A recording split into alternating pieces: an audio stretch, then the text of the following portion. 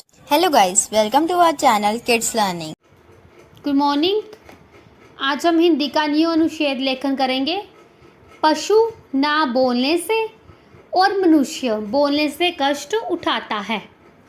यानी कि टॉपिक से ही हमें साफ पता चल गया कि किस बारे में टॉपिक है। ठीक है, नाउ लेट्स स्टार्ट। मनुष्य को ईश्वर की ओर से अनेक प्रकार की शक्तियाँ प्राप्त हुई है। इनमें वाणी का गुण सबसे महत्वपूर्ण है। वाणी मतलब आवाज़, जो हम बोल रहे हैं उसको बोलते हैं हम वाणी।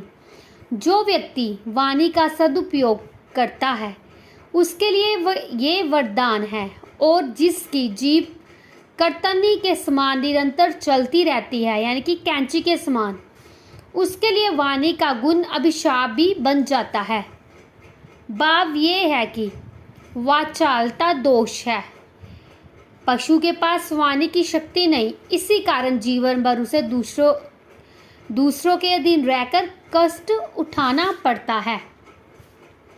वह दुख सुख का अनुभव तो करता है पर उसे व्यक्त नहीं कर सकता। यानी कि जब वो दुखी होता है वो किसी को बोल नहीं सकता, और जब वो खुशी होता है अपनी खुशी भी बोल के किसी को व्यक्त नहीं कर सकता। हम तो बता सकते हैं कि हम दुखी हैं या खुश हैं। उसके पास वाणी का गुण होता तो उसकी दशा कभी दर्दनीय ना बनती। कभी कभी पशु का सद्व्यवहार भी मनुष्य को भ्रांति में डाल देता है।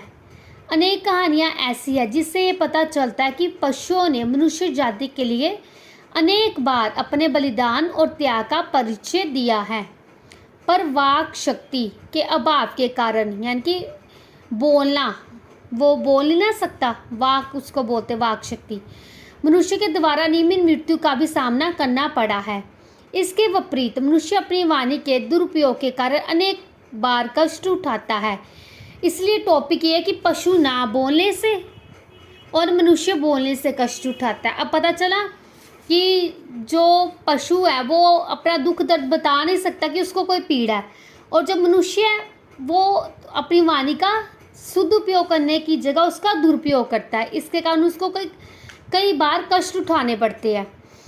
रहीम ने अपने दोहे में व्यक्त किया है कि जीभ तो अपनी मनचाही बात कह कर मुंह में छिप जाती है, पर जुतिया का सामना करना पड़ता है बेचारे सिर को। यानी कि जीभ तो बोल के मुंह में चले जाती है, पर जुतिया किसको पड़ती है? सिर पे। भाव ये है कि मनुष्य को अपनी वाणी पर संयम रखना चाहिए। इस संसार में बहुत से झगड़ों का कारण वाणी का दुरुपयोग है। अतः ये ठीक भी कहा गया है, पशु ना बोलने से कष्ट उठाता और मनुष्य बोलने से। कोई भी बात कहने से पहले परिणाम पर विचार कर लेना चाहिए कि उस बात का क्या परिणाम हो सकता है। ठीक है।